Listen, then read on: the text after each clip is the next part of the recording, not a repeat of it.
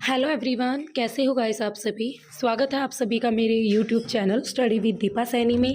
आज की इस वीडियो में मैं आपको करवाऊंगी पूरी ज्योग्राफी ऑफ इंडिया। एक ही वीडियो में रिवीजन वीडियो रहेगी, रिवीजन क्लास कह सकते हो आप, बिफोर एस्टेट एग्ज़ाम। और एस्टेट क्या, आप कोई भी एग्ज़ाम दो, आपके हर एग्ज़ाम में ये वीडियो बेनिफिट रहेगी। तो ज्योग्राफी ऑफ इंडिया के सारे टॉपिक देखेंगे, पर फास्ट मोड पर रहेंगे। एक एक चीज़ मैं आपको डिटेल में नहीं पढ़ाऊँगी, क्योंकि अब हमारा रिवीजन का टाइम है, डिटेल में पढ़ने का टाइम आपका जा चुका है। तो चलिए स्टार्ट करते हैं अपनी आज की वीडियो। ये थोड़ा ज्योग्राफी का जनरल आपका इंट्रोडक्शन है, कभी इससे भी क्वेश्चन आ जाता है, ठीक है। यहाँ से जो क्वेश्चन आता है ना, जो देखा जाता है, एक तो पीजीटी स्टूडेंट और टीजीटी दोनों के लिए ये वीडियो रहेगी, ठीक है। तो पीजीटी भी और टीजीटी भी दोनों ध्यान से देखिए। जो हिकेटियस था, ठीक है, सबसे पहले आपको बताना चाहिए हिकेटियस जस्ट पीरियोडिस इसकी एक बुक थी ग्रीक लैंग्वेज में, और इसमें इसने पृथ्वी का अध्ययन किया था। सबको पता है हमारे यहाँ पर लैंड एरिया 29% और वाटर एरिया आपका 71% पाया जाता है। और इस पुस्तक के 2 पार्ट्स थे जस्ट पीरियोडिस के, एक में यूरोप महाद्वीप और एक में अफ्रीका और एशिया के बारे में पढ़ा हुआ है। देखो कई जगह आपको इरेटस अथनीज में मिलेगा ऑप्शन में, और हिकेटियस। देखो अगर आपको हिकेटियस ऑप्शन में नहीं मिल रहा है, इरेटस अथनीज मिल रहा है, देन आप फादर ऑफ ज्योग्राफी इरेटस अथनीज को करोगे। वैसे फादर ऑफ ज्योग्राफी वर्ड है इरेटस अथनीज, हिकेटियस है आपके फादर ऑफ ज्योग्राफी, ठीक है। भूगोल के वास्तविक पिता और आपके व्यवस्थित भूगोल के पिता ये माने जाते हैं आपके इरेटस अथनीज। ज्योग्राफी शब्द का भी सबसे पहले यूज़ इरेटस अथनीज ने किया था। पृथ्वी की त्रिज्या भी सबसे पहले इसी ने बताई थी। इनकी एक बुक थी ज्योग्राफी का, इरेटस अथनीज की ही, ठीक है। फर्स्ट मैप ऑफ अर्थ, देखो फर्स्ट मैप, हमारी पृथ्वी का पहला मानचित्र बनाने वाले कौन थे, तो अलेक्सीमेंडर। कौन थे भाई? अलेक्सीमेंडर। और फादर ऑफ मैप किसे कहते हैं? फादर और मैप भी आपके अलेक्सीमेंडर को ही कहते हैं। हमारी पृथ्वी का प्रथम ग्लोब किसने बनाया था? मार्टिन बेहम ने। ये सारे क्वेश्चन आपके रिपीटेड आ चुके हैं एग्जाम में। तो फादर ऑफ ग्लोब कौन हुए? Martin Behaim. ग्लोब शेप की आकृति का होता है, ये सब चीज़ें छोड़ दो, ये तुम्हें पता है। अब हाँ, ये और कर लेना, हमारी पृथ्वी का ध्रुवीय व्यास कितना होगा भाई? 12,714, और भूमध्य रेखीय व्यास है 12,756। कई बार ये क्वेश्चन पीजीटी और टीजीटी में पूछा जाता है। दोनों में ओनली आपके 42 किलोमीटर का अंतर है। तो ये होती है हमारी ज्योग्राफी ऑफ इंडिया स्टार्ट। अब आपको पता है कितने आपके भाई केंद्र शासित प्रदेश हैं, तो देखो लद्दाख है, जम्मू कश्मीर है, पहले जम्मू कश्मीर स्टेट था, अभी बन गया है केंद्र शासित प्रदेश। दादर नगर हवेली है, ठीक है। दादर नगर हवेली, पांडिचेरी, पुदुचेरी, दिल्ली, चंडीगढ़, लक्षद्वीप, अंडमान निकोबार द्वीप समूह, और ये इसकी कैपिटल है। विंटर में जम्मू रहती है और समर में श्रीनगर हो जाती है। लद्दाख की लेह है। दादर नगर हवेली, दमन और दीव, ये दो पहले दो अलग अलग थे, अभी एक हो गए हैं केंद्र शासित प्रदेश। दमन है, पुदुचेरी की पुदुचेरी, दिल्ली क्या है, चंडीगढ़ खुद ही कैपिटल है। लक्षद्वीप की कावारती है, और अंडमान निकोबार की पोर्ट ब्लेयर है। ये क्वेश्चन आता है। भारत की जनसंख्या विश्व की जनसंख्या का 17.5% है, ये याद रखना। दूसरा स्थान है पॉपुलेशन में चाइना के बाद, सेकंड इंडिया, फिर यूएसए, इंडोनेशिया, ब्राज़ील, पाकिस्तान। देखो जो पीजीटी ज्योग्राफी की तैयारी कर रहे हैं तो उन्हें एटलीस्ट 5 देशों के नंबरिंग, 6 पाकिस्तान तक की लान रख लेना, ठीक है, ये नंबरिंग जनसंख्या के अकॉर्डिंग। अब हम भारतीय स्टेट और यूटीज देखते हैं। तो देखो भारत का भाई 28 स्टेट है एट प्रेजेंट। ये यहाँ पर तिब्बत, पाकिस्तान, तिब्बत, चाइना, ठीक है। और ये देखो भारत का देशांतरीय विस्तार, भारत 68 डिग्री 7 मिनट पूर्वी देशांतर से 97 डिग्री 25 मिनट पूर्वी देशांतर तक है।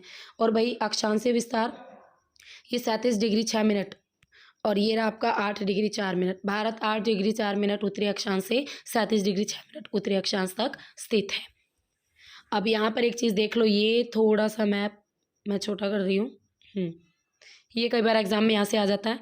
देखो म्यांमार और उत्तरी अंडमान, पहले उत्तरी अंडमान आता है, फिर मध्य अंडमान, फिर दक्षिण अंडमान, इस तरीके से आपके आते हैं, ठीक है। कोको चैनल आपका म्यांमार और उत्तरी अंडमान के बीच में आता है, कोको चैनल मध्य, और फिर दक्षिण अंडमान, और भाई आपका जो पोर्ट ब्लेयर है वो भी दक्षिण अंडमान पर है, और छोटा अंडमान, इन दोनों के बीच में आता है दक्कन पास। साउथ अंडमान और छोटा अंडमान के बीच दक्कन पास, और इसी तरीके से आपका कोर निकोबार और आपका जो ये निकोबार, इसके बीच 10 डिग्री चैनल आता है, यानी अंडमान प्लस निकोबार कितने degree channel? 10 degree channel.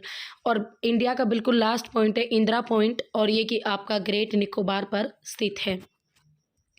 Bharat का क्षेत्रफल, ये याद रखना, भारत के क्षेत्रफल का 2.42 क्षेत्रफल है, वर्ल्ड के क्षेत्रफल का इंडिया का एरिया। और ये रैंकिंग याद रखना एरिया के अकॉर्डिंग, क्योंकि इंडिया की 7 रैंकिंग है तो आपको 7 तो कंट्रीज याद रखनी ही पड़ेगी।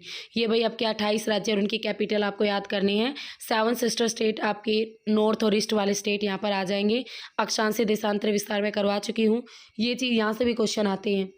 ठीक है भाई, 15,200 कुल आपकी लैंड बाउंड्री है, 6100 आपकी कोस्टल बाउंड्री है, और आइलैंड की भी मिला ले तो 7,516.6 है। ये लंबाई चौड़ाई भी आपके पीजीटी ज्योग्राफी में आप पूछी जाती हैं। उत्तर से दक्षिण तक आपके इंडिया की जो लंबाई है 3,214, और वेस्ट टू ईस्ट जो चौड़ाई है वो 2,933। ठीक है, अगर भारत की कुल सीमा आपसे पूछी जाए तो 15,200 लैंड बाउंड्री, 7,516.6 कोस्टल बाउंड्री, तो राइट आंसर हो जाएगा 22,716.6 किलोमीटर। भारत का आकार कैसा भाई? चतुष्कोणीय, यानी क्वाड्रल गुलर। देखो, कर्क रेखा सेंटर से गुजरती है, आपको स्टेट के नाम याद रखने हैं, और कर्क रेखा की वजह से उष्ण कटिबंधीय और उपोष्ण कटिबंधीय पार्ट आते हैं। ये 8 के 8 स्टेट आपको लर्न होनी चाहिए। भारत की time line 82.5 degree east, IST बोलते हैं, इंडियन स्टैंडर्ड टाइम, 5.5 घंटे का अंतर है दोनों में। ये आपकी देखो यू मुक्का, ये एक ट्रिक है जिससे आपको याद हो जाएंगे कि भारतीय समय रेखा किन किन राज्यों से होकर गुजरती है। यू से यूपी, M से MP, O से उड़ीसा, C से छत्तीसगढ़, और A से आंध्र प्रदेश। तो भाई गुजरात की तटीय सीमा सबसे लंबी है और सबसे ज़्यादा क्रीक है। ठीक है, फिर उसके बाद आंध्र प्रदेश आता है, फिर तमिलनाडु आता है। पश्चिमी तट पर आपके 5 स्टेट है, गुजरात, महाराष्ट्र, गोवा, कर्नाटक, केरल, और पूर्वी तट पर आपके ये स्टेट है। इनके लिए ना आपको इंडिया का मैप अच्छी तरीके से आना चाहिए। अब एक क्वेश्चन आता है आपका इन तटीय एरिया से।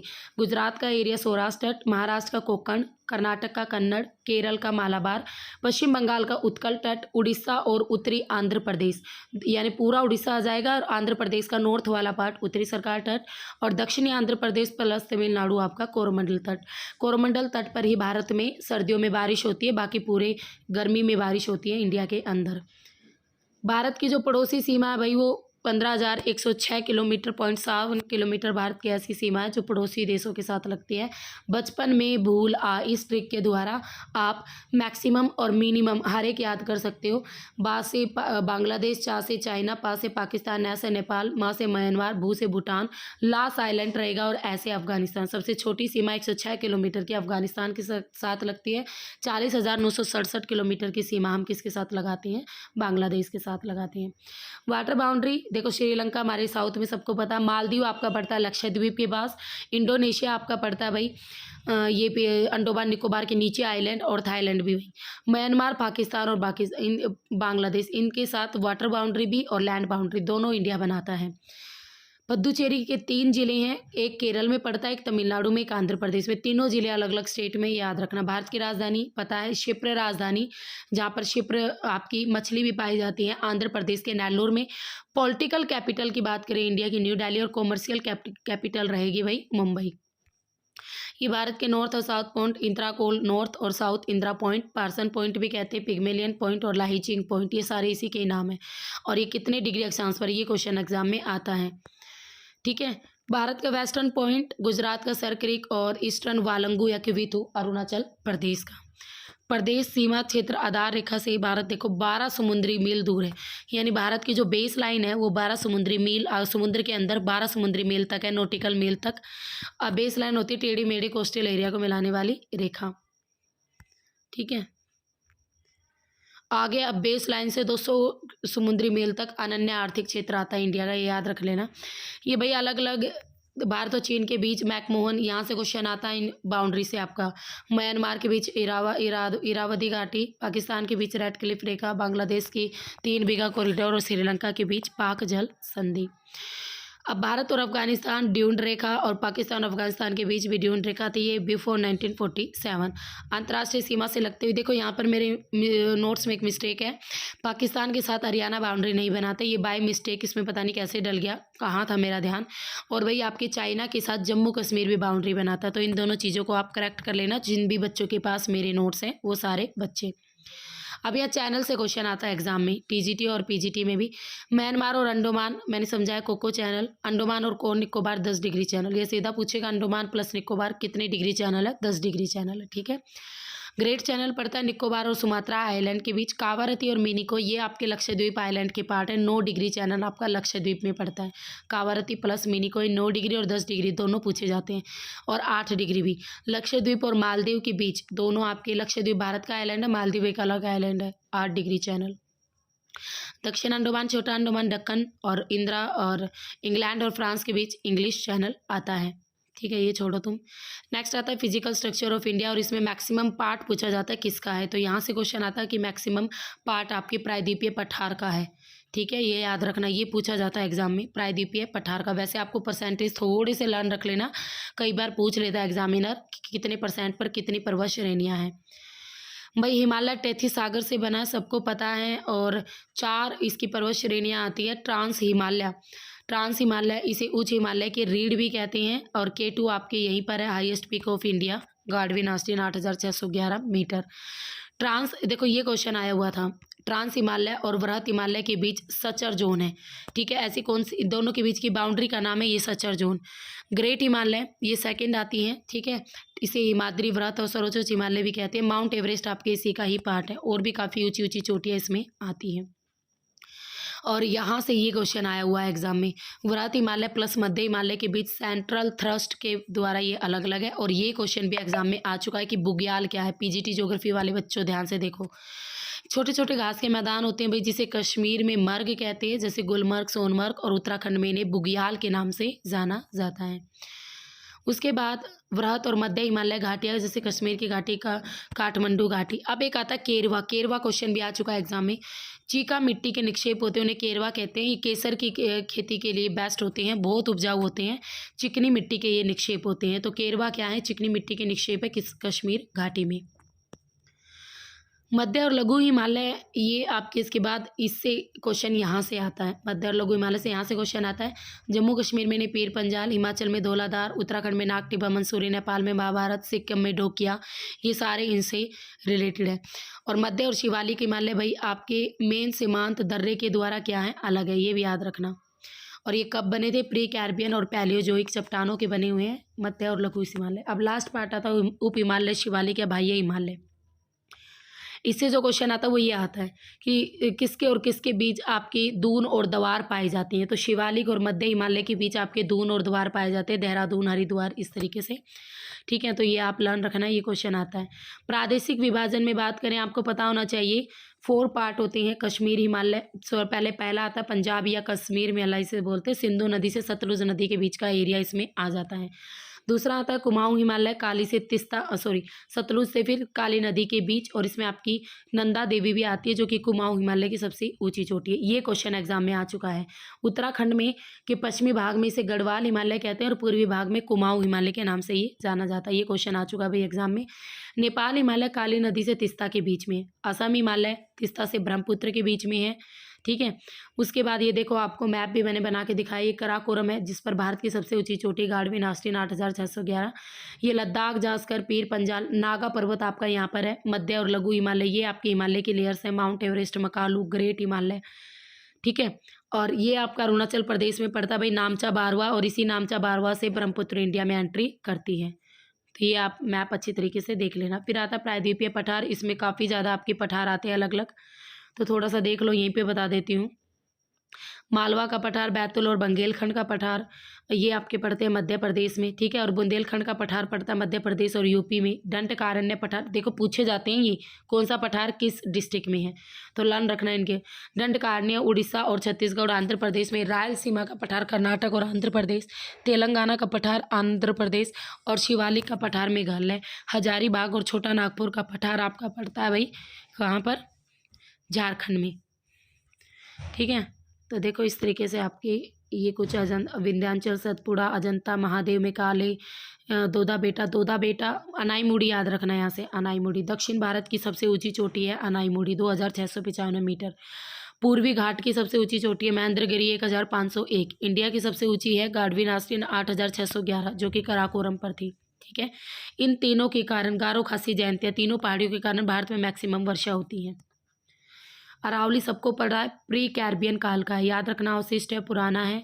इसकी हाईएस्ट पीक है गुरु शिखर माउंट आबू 1722। एक बार पीजीटी ज्योग्राफी में इसके स्टेट पूछे गए थे, तो 80% राजस्थान में आता है, फिर पंजाब आपके हरियाणा में, और पंजाब में नहीं गुजरात में, और दिल्ली तक आपकी अरावली माउंटेन फैली हुई है।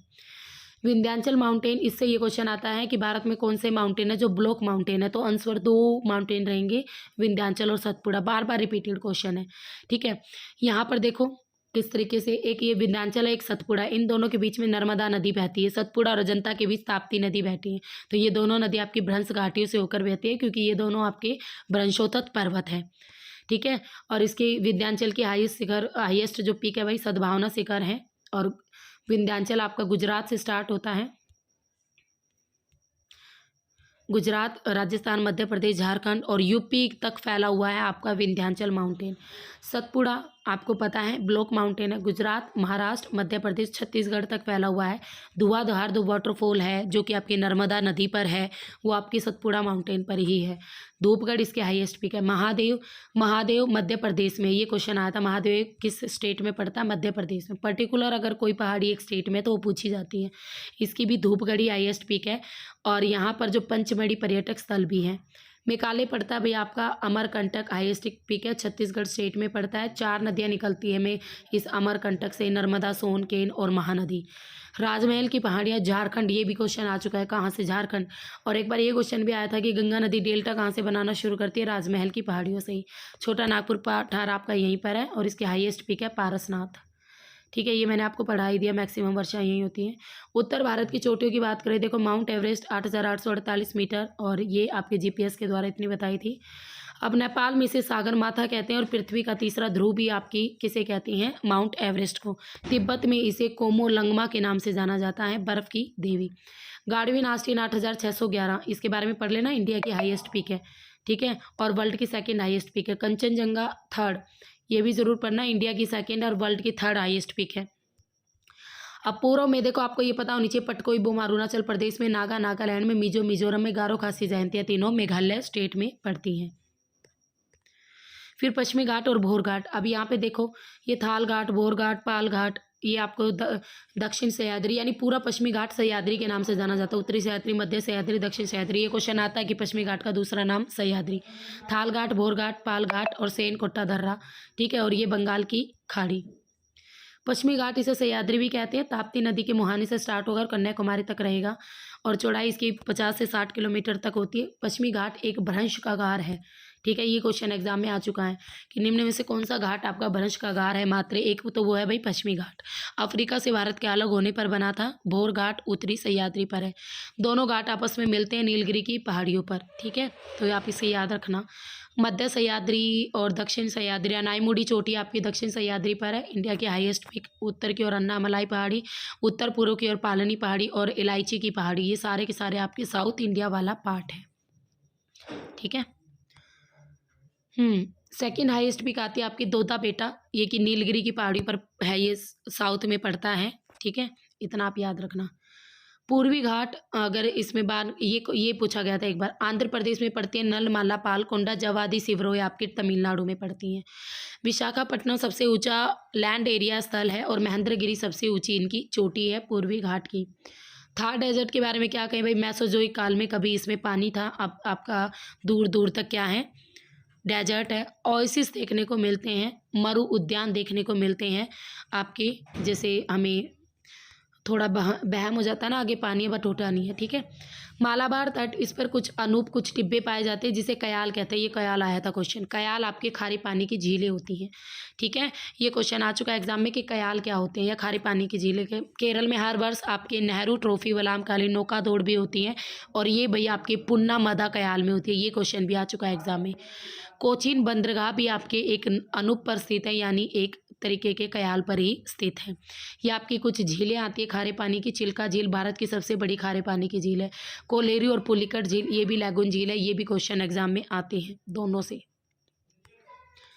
उत्तरी भारत के विशाल मैदान की बात करें भाई, काफ़ी चौड़ा है, चौड़ाई लंबाई आपको दिख रही है, 7 लाख वर्ग किलोमीटर एरिया पर है। यहाँ से क्वेश्चन आता है इनसे, भाबर तराई। देखो भाबर होंगे, बड़े बड़े कंकर होंगे, पत्थर वाला बड़े बड़े पत्थर होंगे, नदियाँ इन पत्थरों के नीचे दब के छुप जाती हैं। सिंधु से तीस्ता नदी के बीच वाला एरिया भाबर एरिया होता है। तराई वाला एरिया होता है भाबर के साउथ वाला एरिया। बहुत अधिक नमी होती है, दलदली वाला पार्ट होता है। नदियाँ पुण्य धरातल पर प्रकट हो जाती हैं। घने वन और जैव विविधता का विशाल भंडार होता है तराई।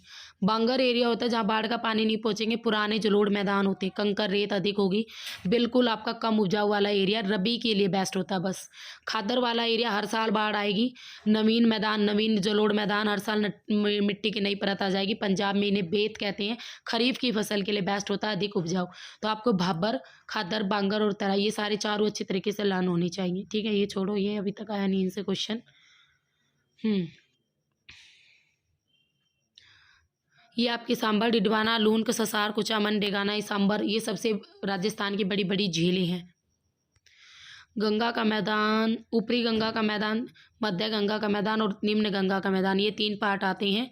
ठीक है, इनमें से ज़्यादा इंपॉर्टेंट इतना कुछ आता नहीं है। ब्रह्मपुत्र का मैदान, ये क्वेश्चन आया था एक बार कि ब्रह्मपुत्र के मैदान को असम की घाटी भी कहते हैं। ठीक है, मेघालय पठार और हिमालय पर्वत के बीच यही आपका मैदान है। द्वीप समूह, देखो 2 ही द्वीप समूह हमें पता है। बंगाल की खाड़ी के द्वीप आपके टर्सरी पर्वतमाला के हैं। और नरकंडम सुसुप्त यानी आपका डोरमेंट वोल्केनो है नरकंडम, यानी एक बार इसमें विस्फोट हुआ और अभी ये शांत पड़ा है। बैरन आपका एक्टिव वोल्केनो है। अंडमान की सबसे ऊंची चोटी है भाई सैडल पीक, ये क्वेश्चन एग्जाम में आ चुका है। हुगली नदी के किनारे आपका गंगा सागर द्वीप भी है। न्यू मरे द्वीप भी आपका स्थित है। पंबन द्वीप मन्नार की खाड़ी में है, ये क्वेश्चन एक बार पूछा गया था। पंबन द्वीप किस खाड़ी में? मन्नार की खाड़ी में है, जो भारत और श्रीलंका के बीच में है। आंध्र प्रदेश के निकट श्रीहरिकोटा द्वीप है, जहाँ से हम अपने लॉन्च करते हैं रॉकेट वगैरह। ठीक है, जो भी है। हेयर द्वीप आपका तूतीकोरिन से 4 किलोमीटर दूर है। तूतीकोरिन आपकी एक सी पोर्ट भी है तमिलनाडु के अंदर। ठीक है, और अंडमान निकोबार का सबसे बड़ा आइलैंड है मध्य अंडमान, इतना आप याद रखना। लक्षद्वीप की बात करें तो ठीक है, तो देखो मैं आपके लिए कितनी मेहनत कर रही हूँ, तो प्लीज़ आप भी सभी मुझे इसका रिवॉर्ड कैसे दे सकते हो। मैक्सिमम मेरे चैनल को आप ग्रो अप कीजिए। आप अपने घर के मोबाइल से चाहे मेरे सब्सक्राइबर बढ़ाइए बच्चे, क्योंकि व्यूज़ तो फिर भी आ जा रहे हैं, बस सब्सक्राइबर नहीं बन रहे। आपके घर में जितने भी फ़ोन हैं सभी फ़ोन से मेरा चैनल सब्सक्राइब कीजिए, ताकि सब्सक्राइबर बढ़े। आपके 1 मिनट लगना है और मेरे चैनल को ग्रो अप करना बहुत ज़्यादा ज़रूरी है, वरना मैं अपने चैनल को आगे नहीं चला पाऊँगी, फिर मुझे अपना चैनल यहीं पर बंद करना पड़ेगा। तो इसमें लॉस आपका भी है। कहीं ना कहीं जो इतना मटेरियल मैं आपको प्रोवाइड करती हूँ यूट्यूब पर, वो मैं प्रोवाइड नहीं करवा पाऊँगी। और शायद अगले साल से मैं आपको टीजीटी के 4 सब्जेक्ट पढ़ा दूँ, हिस्ट्री, पॉलिटिकल, ज्योग्राफी और इकोनॉमिक्स। ठीक है, तो अगर आप चाहते हो तो मैक्सिमम शेयर कीजिए वीडियो को, चैनल को मैक्सिमम सब्सक्राइब कीजिए। सभी के सभी मेरी हम्बल रिक्वेस्ट है आप सभी से। ठीक है, तो ताकि मेरा चैनल ग्रो करें। Study with Deepa Saini channel के साथ मैक्सिमम जुड़िए। और कोई भी आपको नोट्स चाहिए टीजीटी एसएसटी के भी, और आपको पीजीटी ज्योग्राफी के, तो आप मुझे इस नंबर पर व्हाट्सएप कर सकते हो। अब आपकी टीजीटी और पीजीटी की केवीएस में भी वैकेंसी निकल चुकी हैं भारी भरकम, जिनके लिए सीटेट क्वालिफाई चाहिए और बीएड चाहिए। अगर आपके पास है तो आप फिल कर सकते हो। तो पीजीटी ज्योग्राफी के नोट्स आपको मेरे पास से भी मिल जाएंगे, केवीएस टीजीटी के नोट्स भी मैं आपको प्रोवाइड कर दूंगी। ठीक है, तो इस तरीके से आप अपनी अच्छी तरीके से तैयारी भी कर सकते हो और आगे भी बढ़ सकते हो। बस प्लीज़ मैक्सिमम मेरे चैनल को लाइक, शेयर एंड सब्सक्राइब ज़रूर कीजिएगा। तो चलिए आगे बढ़ते हैं। इसके बाद हमारा नेक्स्ट टॉपिक आता है, तो भाई इसमें लक्षद्वीप में अमीनी द्वीप आइलैंड आ जाता है, इसका सबसे बड़ा समूह है। फिर मुंबई आपके सालसेट द्वीप पर है, और ये क्वेश्चन एग्जाम में आ चुका है। खदिया बेट और अलिया बेट, ये भी नर्मदा ताप्ती वाले आपकी नदी के महाने पर ही स्टार्ट है। नेक्स्ट आ जाते हैं दर्रे। इसमें सिंपल क्वेश्चन आता है भाई, किस स्टेट में कौन सा दर्रा है। ठीक है, यहाँ पर देखो आपको जो मेन है, पीर बनी जो कारा, पीर से पीर पंजाल, बनी से बनिहाल, जो से जोजिला दर्रा, और बुर्जिला दर्रा, कराकोरम दर्रा, केस पोंगला दर्रा और आगिल दर्रा, ये आपके जम्मू कश्मीर स्टेट में पड़ते हैं। ठीक है, हिमाचल प्रदेश में रोहतांग, रानसो, शिपकिला, बारालाचारा दर्रा पड़ता है। उत्तराखंड में मानाला, नीतीला और लिपुलेखला दर्रा। सिक्किम में 2 दर्रे याद कर लेना, ये एग्जाम में सबसे ज़्यादा पूछे जाते हैं, नाथुला दर्रा, जलेपला दर्रा। अरुणाचल प्रदेश में आपके पड़ते हैं यांगयाब दर्रा, बुमला दर्रा, दिफू दर्रा। ठीक है, अब यहाँ पर देखो, जैसे जम्मू कश्मीर की है ये ट्रिक मैंने बता दी, पीर बनी जो कारा, पर पीर पंजाल बुरजिल्ला और बनिहाल दोनों, जोजिला और काराकोरम दर्रा जम्मू कश्मीर। हिमाचल प्रदेश में रोशन ने रोहतक की शेप बनाई, आप ये लर्न कर सकते हो। रानसो, रोहतांग, शिपकिला, बारालाचा, ठीक है। और उसके बाद उत्तराखंड में आपका देखो, उत्तराखंड में आपका पड़ेगा एक तो थागला दर्रा, माना दर्रा, नीति दर्रा और लिपू लेखला दर्रा ये। उसके बाद सिक्किम के दो ही है, जलेपला और नाथुला। अरुणाचल प्रदेश के बोमडिला, यांगयाप और दिरफू। देखो सिंपल, कभी भी क्वेश्चन नहीं आया इनकी डिटेल से, बट हमेशा जो क्वेश्चन आया है आपसे दर्रे पूछे हैं और स्टेट, कौन सा दर्रा किस स्टेट में, तो ये अच्छी तरीके से आप लर्न कर लेना। ब्रह्मपुत्र भारत में जो एंट्री करती है वो यांगयाप दर्रे से करती है। प्रायद्वीपीय भारत की दर्रे की बात करें तो देखो भाई, साउथ इंडिया में एक तो थाल घाट आता है, इनसे क्वेश्चन आता है। एक बार ये भी पूछा गया था, थाल घाट का दूसरा नाम इसे कसारा घाट भी कहते हैं, थाने जिला महाराष्ट्र में है। और ये आपके मुंबई, भोपाल को इंदौर और नासिक को मुंबई से जोड़ता है थाल घाट। मुंबई, नागपुर, कोलकाता रेल मार्ग भी आपके इसी थाल घाट पर है। भोर घाट की बात करें, सह्याद्री श्रेणी में पड़ता है, पश्चिमी घाट का दूसरा नाम है सह्याद्री। मुंबई और पुणे दोनों को आपस में जोड़ता है भोर घाट। मुंबई, पुणे, बेलगाम और चेन्नई को आपस में जोड़ता है भोर घाट। पाल घाट आपका पड़ता है केरल में, वाल कक्कड़ दर्रे के नाम से जाना जाता है पाल घाट, केरल प्लस तमिलनाडु। कालीकट, तिरचूर, कोयम्बटूर और इंदौर जो रेल मार्ग है वो आपके इसी पाल घाट पर है। शेन कोटाई दर्रा, इसे लाल किला के नाम से भी जाना जाता है, केरल और तमिलनाडु को आपस में जोड़ता है शेन कोटाई दर्रा। अब आता है देखो मानसून। मानसून से जो क्वेश्चन आता है ना, सबको पता है केरल में एंट्री करता है, साउथ वेस्ट इसकी डायरेक्शन होती है, 1 जून को एंट्री हो जाती है। सबसे पहले जो बारिश होती है वो अप्रैल और मई में होती है, जिसे हम बोलते हैं pre monsoon rainfall. Pre monsoon rainfall में क्वेश्चन यहाँ से आता है, केरल में इसे आम्र वर्षा कहते हैं प्री मानसून को, ठीक है, यानी मानसून से पहले वाली बारिश। कर्नाटक में इसे कॉफी वर्षा या चेरी ब्लॉसम या फूलों की बारिश। पश्चिम बंगाल में काल बैसाखी पटसन के लिए बेस्ट होती है, चावल के लिए बेस्ट होती है। आसाम में इसे चाय की बौछार या बारदोली छिड़ा बेस्ट ऑफ टी होती है, ठीक है। फिर उसके बाद आ जाता है आपका मेन मानसून, जिससे हमारे यहाँ गर्मियों में क्या होती है, खूब बारिश होती है। जून से अगस्त के बीच होता है मेन मानसून। जून में एंट्री कर ली, 5 जून में यहाँ पहुँच गया, 10 जून में यहाँ पहुँच गया, 15 सितंबर तक यहाँ, और फिर यहाँ तक होते हुए 15 सितंबर के बीच वापस लौटना स्टार्ट कर देता है हमारा ग्रीष्मकालीन मानसून। भारत की प्रायद्वीपीय स्थिति के कारण इसके 2 पार्ट होते हैं, एक तो अरब सागर की शाखा, एक बंगाल की खाड़ी की शाखा, ठीक है, 2 पार्ट होते हैं। मानसून विच्छेद आपको पता होना चाहिए क्या होता है। एक बार 1 सप्ताह तक बारिश हुई और फिर उसके बाद कुछ दिनों तक आपकी बारिश ही ना हो तो उसे बोल देते हैं मानसून विच्छेद। मानसून प्रस्फोट क्या होता है भाई, लगातार आपकी कंटिन्यू बारिश हो रही है तो वो होता है आपका मानसून प्रस्फोट। अब होता है शीतकालीन या लौटता हुआ मानसून। अब ठंड आएगी हमारे इंडिया में, 15 सितंबर से दिसंबर के बीच होता है भाई ये वाला एरिया। इसमें क्या होगा, लौटते हुए मानसून की वजह से तापमान आर्द्रता में वृद्धि हो जाती है, जिसे अक्टूबर हीट भी कहते हैं। आपका जो टेम्परेचर है वो तेजी से गिरने लगता है। नवंबर, दिसंबर, जनवरी में भयंकर ठंड पड़ती है इस दौरान। और 15 अक्टूबर तक मध्य भारत और नवंबर तक दक्षिण भारत में कोरोमंडल तट तमिलनाडु पर आपकी बारिश होती है। पश्चिमी विक्षोभ, शीतोष्ण जो कटिबंधीय चक्रवात, आपको सबको पता है, मध्य एशिया की ओर से आती हैं ये हवाएं, और ये हवाएं जेट प्रवाह की तरह होती हैं, आकर इंडिया में भी यह क्या लाती हैं, चक्रवात लाती हैं, साइक्लोन लाती हैं और वेस्टर्न डिस्टर्बेंसेस लाती हैं, तो आपकी भयंकर तबाही मचाते हैं। अब ये क्वेश्चन आता है, ये शीतकालीन जो मानसून है ना, इन्हें मावट के नाम से भी जाना जाता है। ये वर्ड याद रखना, मावट है शीतकालीन मानसून का नाम। और हिमाचल में सेबों के लिए सबसे बेस्ट होता है। लौटता हुआ मानसून जो होता है वो बंगाल की खाड़ी से क्या लेता है भाई, आर्द्रता ग्रहण करता है। बारिश आपकी 3 टाइप की होती है। एक होती है संवहनीय वर्षा, भूमध्य रेखा के आसपास वाले एरिया में होती है, यानी हवा जब भूमध्य रेखा के आसपास वाले में एरिया में ऊपर उठती है, गर्म होती है, बादल बनाती है, वर्षा करती है, इसे 4 बजे वाली रेनफॉल भी कहते हैं, और मूसलाधार बारिश होती है। पर्वतकृत वर्षा यानी ऑर्गेनिक, इसमें ओरोजेनेटिक, तो इसमें होता है भाई आपके जो माउंटेन है उसके सहारे हवा ऊपर उठने लगती है, गर्म होकर बादल बनाती है, वर्षा करती है, तो ये होती है पर्वतकृत मानसून, ठीक है। दूसरे ढलान पर बिल्कुल भी बारिश नहीं होगी, जिसे हम क्या कहेंगे, रेन शैडो एरिया। तीसरा होता है चक्रवातीय बारिश, इसमें आपकी गर्म हवा ऊपर उठती है और ठंडी हवा दोनों आपस में मिलती है, तो उनके बीच में एक दीवार बन जाती है, जिसे फ्रंट या वाताग्र कहती हैं, ठीक है। और इसी दीवार पर हवाएं, गर्म हवा ऊपर उठकर बादल बनाती है और वर्षा होती है। नेक्स्ट आता है मानसून का निवर्तन। अक्टूबर और नवंबर के महीनों को मानसून के निवर्तन और प्रत्यावर्तन यानी लौटने की ऋतु कहा जाता है। अक्टूबर और नवंबर में मानसून लौटना स्टार्ट कर देता है। मानसून सितंबर के पहले सप्ताह में पश्चिमी राजस्थान से लौटता है। सबसे पहले सप्ताह में पश्चिमी राजस्थान से मानसून लौटता है। उसके बाद देखो रिवर्स ऑफ इंडिया आती है। सबको पता है 3 रिवर तंत्र, एक सिंधु नदी तंत्र, गंगा और एक ब्रह्मपुत्र नदी तंत्र। सिंधु नदी तंत्र में आपकी सिंधु और उसकी सहायक नदियाँ आ जाती हैं। सिंधु कहाँ से निकलती हैं, ये क्वेश्चन आता है। तिब्बत में सिंधु नदी को सिंगी, खंबन और शेरमुख कहते हैं। सहायक नदियाँ इसकी ये आप थोड़ा देख लेना, श्योक, गिलगित, जास्कर, शिगार और द्रास। ठीक है। उसके बाद झेलम नदी से झेलम आपकी गिरी पंजाल, पीर पंजाल गिरिपथ में वेरी नाग के निकट शेषनाग झील से निकलती हैं। ठीक है। श्रीनगर पर भी इसी में शिकार और बजरे वगैरह चलते हैं। अपने ब्यूटी के लिए फेमस है झेलम। चिनाब सिंधु की सबसे बड़ी सहायक नदी है चिनाब नदी।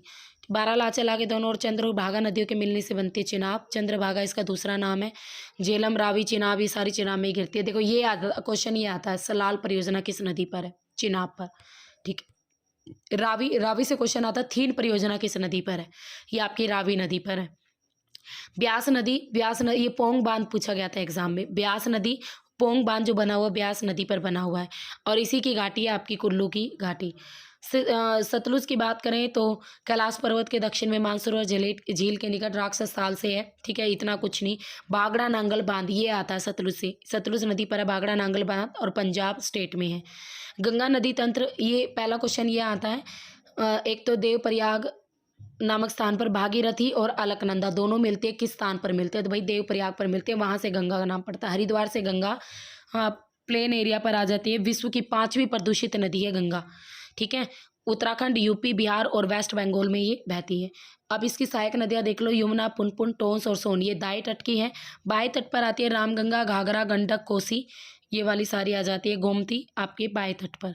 गंगा सबसे अधिक लंबाई यूपी में है। अब इस चारों को आप अच्छी तरीके से याद कर लेना, यहाँ से एग्जाम में 1 या 2 क्वेश्चन हमेशा देखने को मिलते हैं। भागीरथी के साथ अलकनंदा देवप्रयाग पर मिलती है, गंगा नाम पड़ता है। और फिर हर में अलकनंदा तो कॉमन है। अब अलकनंदा के साथ जो रुद्र है ना, वो बहुत धीरे धीरे चलता है, मंद मंद चलता है, तो अलकनंदा के साथ रुद्र मंद मंद चलता है, तो अलकनंदा प्लस मंदाकिनी आपका रुद्रप्रयाग। ठीक है। अब करण में भी ये अनाखाली आता है और पिंडार में भी आधा अनाखाली आता है, तो अलकनंदा के साथ करण प्रयाग यानी पिंडार आ जाए तो समझ लेना अनाखाली वाला ही वर्ड आएगा, करण प्रयाग। ठीक है। अलकनंदा के साथ आपके जो विष्णु है वो बिल्कुल धोले हैं और उनके साथ धोली धोली क्या चलती है, लक्ष्मी चलती है, तो अलकनंदा प्लस धोली गंगा, तो यानी विष्णु प्रयाग आएगा। तो इस कुछ भी तरीके से जोड़ के आप याद कर सकती हो। उसके बाद बांग्लादेश में गंगा को पद्मा के नाम से जाना जाता है। डेल्टाई मैदान में भागीरथी और हुगली के नाम से गंगा जानी जाती है। कुल लंबाई 25-25 किलोमीटर है। यमुना गंगा की सबसे लंबी और सबसे पश्चिमी सहायक नदी है और यमुनोत्री हिमनद से निकलती हैं। इलाहाबाद के निकट गंगा में मिल जाती है। चंबल, सिंध, बेतवा, केन ये सारी यमुना की सहायक नदी है। ब्रह्मपुत्र नदी तंत्र मानसरोवर के निकट निकलती हैं। लार्जेस्ट रिवर ऑफ इंडिया, बड़ी नदी मानी जाती है, बट ऐसा कुछ नहीं है। ठीक है, इतनी बड़ी नहीं है ये। असम में मांजुली द्वीप, ये क्वेश्चन आता है भाई। मांजुली द्वीप है, ब्रह्मपुत्र नदी पर नदी द्वीप है। सहायक नदियाँ इसकी ये सारी आ जाएंगी, ये सारे नाम याद कर लेना। तिब्बत में इसे सांगपो कहते हैं, यदि शुद्ध और पवित्र करने वाली। अरुणाचल प्रदेश में दिहांग कहते हैं और इस दिहांग में जब लोहित और दिबांग मिल जाती है तब आसाम के अंदर इसे ब्रह्मपुत्र नदी कहते हैं। ठीक है। और अरुणाचल प्रदेश में ही एक कैनियन बनाती है, गोर्ज बनाती है 5500 मीटर गहरा आपकी ब्रह्मपुत्र नदी। बांग्लादेश में इसे जमुना कहते हैं। फिर इसमें जब तिस्ता मिल जाती हैं तो तिस्ता और ब्रह्मपुत्र में जमुना बन जाती हैं। फिर जब इसमें जमुना में पद्मा यानी गंगा, पद्मा प्लस जमुना यानी गंगा प्लस ब्रह्मपुत्र, तो ये मेघना नदी के नाम से फिर अपना डेल्टा बनाती है, सुंदरबन डेल्टा। और ये आपके पूर्ववर्ती अपवाह का एग्जाम्पल है ब्रह्मपुत्र नदी। हुगली नदी विश्वगाती नदी है, कोलकाता बंदरगाह हुगली नदी पर है, पूर्व का लंदन भी इसे कहते हैं। प्रायद्वीपीय भारत, देखो पीजीटी ज्योग्राफी वाले ये चीज़ें आपकी एग्जाम में आती हैं। प्रायद्वीपीय नदियों की विशेषताओं के रूप में चौड़ी होती हैं, संतुलित होती है, उथली घाटियों में बहती हैं, हिमालय से भी पुरानी है, बुढ़ी हैं, बेस लेवल को प्राप्त कर चुकी हैं, अरब सागर में कुछ, बंगाल की खाड़ी में कुछ, खंबात की खाड़ी में गिरती है। ये पूरा का पोर्शन पीजीटी ज्योग्राफी वाले स्टूडेंट्स के लिए इंपॉर्टेंट है। ठीक है, ये देख लो, माही, नर्मदा, ताप्ती तीनों पैरेलल बैठती है, उल्टी बहती हैं और खंबात की खाड़ी और अरब सागर में गिरती हैं। बाकी सारी रिवर दामोदर, महानदी, ये महानदी, गोदावरी, कृष्णा, कावेरी, ये आपकी बंगाल की खाड़ी में बहती हैं। अब सबसे पहले आती है नर्मदा। ये भ्रंश घाटी से बहती है, ये क्वेश्चन आता है। अरब की सागर की बंगाल खंबात की खाड़ी से गिरती है, ये भी क्वेश्चन आता है। ठीक है, जवारनत मुख बनाती है, डेल्टा नहीं बनाती, ये क्वेश्चन भी आता है। और मध्य धुआंधार जो वाटरफॉल है वो इसी पर है, ये भी आता है। सरदार सरोवर डैम भी पूछा जाता है एग्जाम में, किस रिवर पर है, तो ये सारे क्वेश्चंस पुटअप होते हैं। ताप्ती इसके साथ आती है, ये भी भ्रंश घाटी से बहती है और सतपुड़ा जनता के बीच से बहती है। गोदावरी, इसके ये क्वेश्चन आता है, दक्षिण की गंगा, वृद्ध गंगा, बूढ़ी गंगा, तो गोदावरी। प्रायद्वीपीय भारत की सबसे लंबी नदी है गोदावरी। ठीक है, सहायक नदियाँ देख लेना, ये एग्जाम में पूछी जाती हैं। कृष्णा नदी, ये भाई आपकी दूसरी सबसे लंबी नदी है। नागा अर्जुन सागर डैम, ये पूछा जाता है, ये आपके कृष्णा नदी पर ही है। उसके बाद कावेरी नदी, कावेरी नदी की एक तो ये भारत की सबसे बड़ी नदी है, ये याद रखना, दक्षिण भारत की सबसे बड़ी नदी है। और इसका कावेरी विवाद के कर्नाटक, केरल और तमिलनाडु के बीच में है। वाटरफॉल शिव समुद्रम बांध और होगेन काल जल प्रपात, ये आपकी कावेरी नदी पर ही पड़ते हैं। ठीक है, मैटूर बांध, ये भी याद रखना भाई, मैटूर बांध भी पूछा गया था एक बार एग्जाम में। ओहो, मैटूर बांध भी आपके कावेरी नदी पर है। और तमिलनाडु का जो तंजावुर जिला है, इतना ज़्यादा फर्टाइल है, इतना ज़्यादा उपजाऊ है कि इसे दक्षिण का उद्यान भी कहते हैं। महानदी, कोयना और शंख नदियों के संगम पर छत्तीसगढ़ के रायगढ़ जिले में सिहावा के निकट है आपकी महानदी। ठीक है, ये हीराकुंड जो डैम है वो आपके उड़ीसा में पड़ता है, संबलपुर जिला, बंगाल की खाड़ी में गिरती है महानदी नदी। ब्राह्मणी और श्रवणरेखा नदी, ये छोड़ो, बस इससे ये क्वेश्चन आता है, ये क्वेश्चन आया था एक बार। टाटा के लोहे के जो कारखाने हैं उनको पानी स्वर्णरेखा नदी से मिलता है, ये क्वेश्चन एग्जाम में आ चुका है। माही नदी, ये कर्क रेखा को 2 बार काटती है, ये आ चुका है। बजाज बांध, कंडाना बांध माही पर है, ये आ चुका है। खंबात की खाड़ी में गिरती है, ये भी आ चुका है। ठीक है, लूनी नदी आप सबको पता है, राजस्थान में अरावली की पहाड़ी से निकलती हैं, कच्छ के रण में ही खो जाती हैं। दामोदर नदी से ये क्वेश्चन आता है, बंगाल का शोक। और दामोदर घाटी परियोजना भारत की पहली नदी घाटी परियोजना थी जो कि दामोदर नदी पर है। कोसी से ये क्वेश्चन आता है, बंगाल का शोक रास्ता बदलती है, ये पूछी जाती है। मांडवी और जुआरी किसकी सहायक नदी है, गोवा की। भरतपूजा भाई केरल की सबसे बड़ी नदी है भरतपूजा, और दूसरी सबसे बड़ी नदी है पेरियार, ये पूछी जाती है, पेरियार क्या है। शरवती नदी कर्नाटक के शिमोगा जिले में है। नदी बहाव पर्यटक कहते हैं, यानी नदी में जल में जो मौसमी बहाव होता है कम ज़्यादा, तो वो होता है आपका नदी बहाव प्रवृत्तियाँ। ये एग्जाम में आती है। अनुवर्ती नदियाँ कौन सी होती है, जो बिल्कुल ढाल के अनुरूप बहती है, जिस ओर ढाल है उस ओर पानी बह जाता है, तो वो होती है अनुवर्ती। पूर्ववर्ती होती है जो नदियाँ, वे नदियाँ जो स्थलखंड के उत्थान से पहले बहती थी और उनके उत्थान के बाद भी उन्होंने अपने मार्गों को यूं का यूं बनाए रखा है, वो होती है आपकी पूर्ववर्ती नदियाँ, यानी पहले से ही वो क्या हो रही है भाई, बह रही है। ये वाटरफॉल है, देख लेना एक बार, जो वाटरफॉल है आपके भारत का सबसे ऊंचाई पर बस कर्नाटक राज्य में है, शरावती नदी पर है, 225 मीटर इसकी हाइट से है ये। इसे बोलते हैं जोग, गरसोप्पा और महात्मा गांधी वाटरफॉल।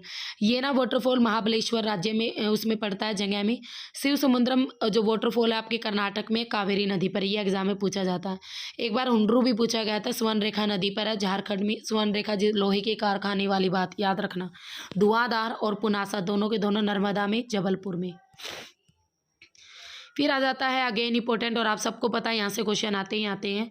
देखो, कश्मीर घाटी आपकी पड़ती है ग्रेट हिमालय और मिडल हिमालय के बीच। दून घाटी पड़ती है मिडल हिमालय और शिवालिक के बीच, दून और द्वार घाटियाँ। फिर बाबर वाला एरिया आ जाता है, बड़े बड़े पत्थरों वाला, जिसमें नदी खो जाती है। तराई वाला एरिया आ जाता है, नदी बहने लगती है दोबारा से। पुराने जलोढ़ मैदान आ जाते हैं, जिन पे कभी बाढ़ नहीं आते, कम उपजाऊ, रबी के लिए बेस्ट होते हैं। फिर नए खादर एरिया आ जाता है, जहाँ पर हर साल बाढ़ आती है, खरीफ के लिए बेस्ट होते हैं ये खादर वाले एरिया। भाई भारत में 8 टाइप की मिट्टी है भारतीय कृषि अनुसंधान परिषद के अनुसार।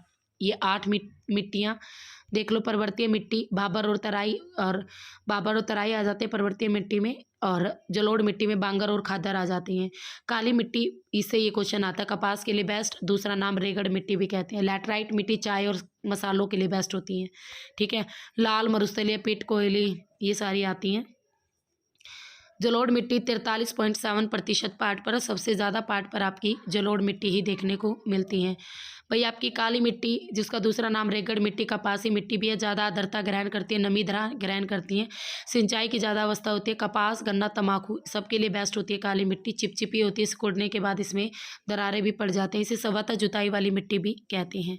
ठीक है, तो ये सारी चीज़ें इसमें आती हैं। अंतर्राष्ट्रीय स्तर पर जो आपकी काली मिट्टी है, एक बार ये क्वेश्चन आता, वर्ल्ड लेवल की चरनोज़म जो मिट्टी है उससे बिल्कुल एक जैसी समानता रखती है। लाल मिट्टी आपके 6.1 किलोमीटर एरिया पर है। ठीक है, लाल मिट्टी से जो क्वेश्चन आता है वो ये आता है, मोटे कणों के कारण इसमें छेद पाए जाते हैं, नमी को ये अधिक रोक नहीं पाती। ठीक है, और आपके लोहे के ऑक्साइड की उपस्थिति के कारण ही इसका लाल रंग है, ज़्यादा लोहे की मात्रा इसमें देखने को मिलती है। दूसरे नंबर पर आती है। तीसरा आता है लैटराइट मिट्टी, जो मैक्सिमम वर्षा वाले एरिया 200 सेंटीमीटर से ज़्यादा बारिश वाले एरिया में मिलती हैं। आपकी ईंट के समान कठोर होती है। पीजीटी स्टूडेंट्स याद रखो, पिछले साल वाले क्वेश्चन पेपर में था ये।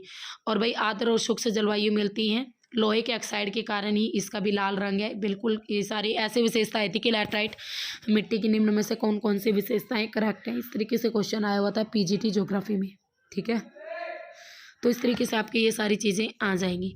और एक ये क्वेश्चन भी आता है, किस मिट्टी में लीचिंग प्रॉब्लम होती है, अपसलन क्रिया होती है, तो वो भी आपकी कौन सी होती है भाई, लैटराइट मिट्टी। मरुस्थलीय मिट्टी, देखो मरुस्थलीय जो मिट्टी होती है, ज्वार बाजरा मोटे अनाज सरसों इनके लिए बेस्ट होती है। बलुई और क्षारीय मिट्टी होती है इसमें।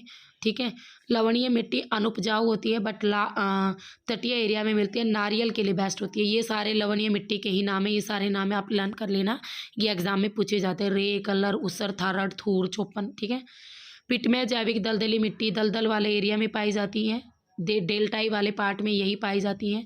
और जैविक मिट्टी भी इसमें काफ़ी आ जाती है, डेल्टाई पार्ट आ जाती है। ये वर्ल्ड की मिट्टी है, ज़्यादा तो क्वेश्चन नहीं आता। काली मिट्टी से आता, वो मैंने आपको बता दी है। ठीक है, बस आप ऐसे याद रखना, जैसे गंगा के प्लेन मैदान वाली मिट्टी इंसेप्टी सोल से रिलेटेड है। ठीक है, और उसके बाद लाल मिट्टी आपके एल्फी सोल से रिलेटेड है, और काली मिट्टी आपकी वर्टी सोल से रिलेटेड है। और उसी तरीके से आपके अलग अलग पार्ट हैं। फॉरेस्ट ऑफ इंडिया की बात करें तो सर्वाधिक वन क्षेत्र वाले राज्य आते हैं। मध्य प्रदेश में सबसे ज़्यादा वन है, फिर अरुणाचल, फिर छत्तीसगढ़, फिर उड़ीसा आता है। सर्वाधिक वना आवरण प्रतिशत, यानी वन का जो आवरण प्रतिशत वाले, तब आपका नंबर 1 पर आता है मिजोरम। सबसे कम एरिया पर जो वन है वो हरियाणा में ही है भाई। ठीक है, दूसरे नंबर पर आएगा फिर इसमें अरुणाचल प्रदेश, उसमें भी दूसरे नंबर पर था। फिर आएगा मेघालय और फिर आएगा मणिपुर वन आवरण में। तो सबसे ज़्यादा पार्ट आपके नॉर्थ ईस्ट में ही है। सबसे कम केंद्र शासित प्रदेशों में देखो, सबसे ज़्यादा आपके प्रथम स्थान लगता है लक्षद्वीप 90.33, फिर सेकंड पर अंडोमान निकोबार, और सबसे कम है आपके न्यू दिल्ली में। उष्णकटिबंधीय सदाबहार वन से हमेशा क्वेश्चन आता है, टीजीटी में भी और पीजीटी में भी, तो ध्यान से पढ़ना इसको।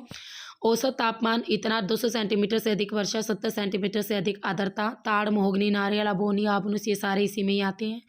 इन्हें 16 वन के नाम से भी जाने जाते हैं। व्यापारिक दृष्टि से कम महत्वपूर्ण होते हैं, कठोर होते हैं, एक साथ नहीं मिलते। पतझड़ी या मानसूनी वन 100 से 200 सेंटीमीटर के बीच रेनफॉल होगी, अपनी पत्तियां गिराते हैं। भारत के मैक्सिमम एरिया पर यही वन है। ये क्वेश्चन एग्जाम में आ चुका है। लकड़ी कोमल होती है, कठोर होती है, और इसके 2 पार्ट्स होते हैं, आर्द्र पर्णपाती और सूक्ष्म पर्णपाती। कांटेदार वन और मरुस्थलीय वन, इनसे ये क्वेश्चन आता है कि इन वनों की जड़ें बहुत लंबी और बहुत गहरी होती हैं। ठीक है, ये वाला क्वेश्चन इनसे आ चुका है। डेल्टाई, मैग्रो, अनुप, वेलांचली, ज्वारीय वन, इनके सारे नाम आपके फिंगर्स पर रटे हुए होने चाहिए। ठीक है, ये क्वेश्चन आता है इनसे, किन वृक्षों की जड़ें जटाओं की तरह लंबी होती है, या डेल्टाई क्षेत्रों में कौन से वृक्ष देखने को मिलते हैं। पर्वतीय वन आप सबको पता है, पर्वतीय इलाकों में। अब यहाँ पर ऊंचाई के आधार पर देखो, इनकी हाइट कई बार आ जाती है कि इनको इनकी हाइट से मिलाओ पीजीटी ज्योग्राफी में, तो आपको याद रखने हैं कि कौन से वन आपके कितनी हाइट तक है, ये हाइट। ठीक है, आर्द्र शीतोष्ण वन 3000 हाइट तक, शीत शीतोष्ण 3700 हाइट तक, अल्पाइन वन 4800 हाइट तक, और सबसे ऊंचाई पर आपके टुंड्रा वन 5100 मीटर की हाइट पर, जहाँ पर फूलवार झाड़ियाँ मिलती हैं। साउथ में तो भाई आपकी पहाड़ियाँ हैं, नीलगिरी, अन्नामलाई, पालनी पहाड़ियाँ, वहाँ पर जो आपके शीतोष्ण कटिबंधीय वन मिलते हैं उन्हें सोलास के नाम से जाना जाता है। तो इस तरीके से आपके वृक्ष आते हैं। अब आ जाती है आपकी जनगणना। 2011 में भाई भारत की 15वीं जनगणना थी। पहली जनगणना हुई थी 1749 में स्वीडन में, वर्ल्ड की। भारत की पहली जनगणना 1872 में लॉर्ड मेयो ने कराई थी, और संपूर्ण जनगणना भारत के 1881 से हुई है। ठीक है, हेनरी वाल्टर भारत की जनगणना के पिता हैं। और ये तो छोड़ो तुम, अब क्वेश्चन जो आते हैं हमारे वो यहाँ से आते हैं। 11 जुलाई आपका विश्व जनसंख्या दिवस है। अब दिवस वाले क्वेश्चन भी आ चुके हैं ना, तो इन्हें भी ऐड करते चलो। ये क्वेश्चन आया था पीजीटी ज्योग्राफी में कि भारत में जनसंख्या नीति 2020 में ये कहा गया कि भाई भारत की जो 2045 तक भारत की जनसंख्या स्थिर हो जाएगी, और हो सकता है ये भी बोला गया है कि 2045 तक भारत विश्व में सबसे अधिक जनसंख्या वाला क्या बन जाएगा, देश बन जाएगा। भारत में 90% जनसंख्या 10% एरिया पर है, और 10% जनसंख्या 90% एरिया पर है। ये आपकी हैं वो कंट्रीज़ चीन, भारत, यूएसए, ये रैंकिंग है आपकी पॉपुलेशन में।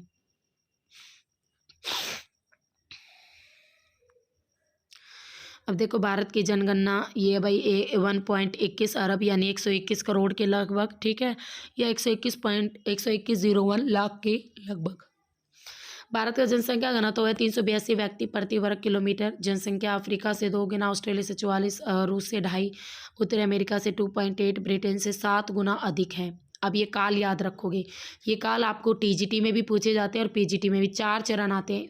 सबसे धीमी जनसंख्या, देखो याद रखना स्टार्टिंग में बिल्कुल धीमी जनसंख्या थी, क्योंकि लोग मरते भी ज़्यादा थे और पैदा भी ज़्यादा होते थे, और बीमारी यानी हेल्थ फैसिलिटी नहीं थी ना, तो मरते भी ज़्यादा थे। तो 1872 से 1921, फिर 1921 से 51 के बीच में क्या हुई, मध्यम वृद्धि हुई। धीरे धीरे आपके व्यापारिक और राजनीतिक अस्थिरता, डेवलपमेंट भी ज़्यादा नहीं हुआ, पर वृद्धि हुई, पर थोड़ी धीरे, तो मध्यम वृद्धि। फिर वही भाई आपकी तीव्र वृद्धि क्यों हुई, हेल्थ रिलेटेड, चिकित्सा में सुधार आ गया, अकाल पर नियंत्रण पड़ गया, भोजन मिल गया, हेल्थ इशू ठीक हो गए, तो क्यों मरेंगे, ठीक है। तो सबसे तीव्र वृद्धि मानी जाती है 51 से 71, और इसके बाद भी अति तीव्र वृद्धि 71 से 2001 के बीच, जिसमें आपकी पॉपुलेशन 102 से 121 करोड़ हो गई थी। तो 2001 और 11 के बीच की बात है, 54.8 करोड़ से आपके 102.7 करोड़ के बीच हो गई। जनसंख्या वृद्धि दर कितनी है, भारत का लिंगानुपात कितना है, साक्षरता दर कितनी है, ये बिल्कुल आपको पॉइंट्स पर और एग्जैक्ट याद रखनी है। सर्वाधिक जनसंख्या वाले 4 शहर, मुंबई, दिल्ली, कोलकाता और चेन्नई। देखो पॉपुलेशन की बात करें, यूपी नंबर 1, महाराष्ट्र सेकंड, फिर बिहार, फिर वेस्ट बंगाल, लोअर सिक्किम और मिजोरम। ज़्यादा याद नहीं कर सकते, 2 जरूर याद कर लेना। पॉपुलेशन ग्रोथ रेट की बात करें, जनसंख्या वृद्धि दर की, तो सबसे ज़्यादा मेघालय में 27, फिर अरुणाचल प्रदेश, और इसके बाद आपकी आती है भाई, मैं नेगेटिव की बात करें तो नागालैंड में -0.47, और सेकंड नंबर पर आती है केरला। पॉपुलेशन डेंसिटी की बात करें तो बिहार में सबसे ज़्यादा है 1102, वेस्ट बंगाल में 1029। सबसे कम डेंसिटी है अरुणाचल प्रदेश में 17, और फिर सेकंड नंबर पर मिजोरम। सेक्स रेशो की बात करें, केरल में सबसे ज़्यादा है 1084, सेकंड नंबर पर तमिलनाडु।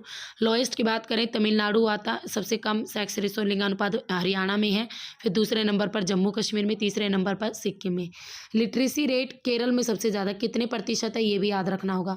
दूसरे नंबर पर मिजोरम आता है। बिहार में सबसे कम है 63.82%, और भारत का कितना है 74.04%, ठीक है, ये भी याद रखना।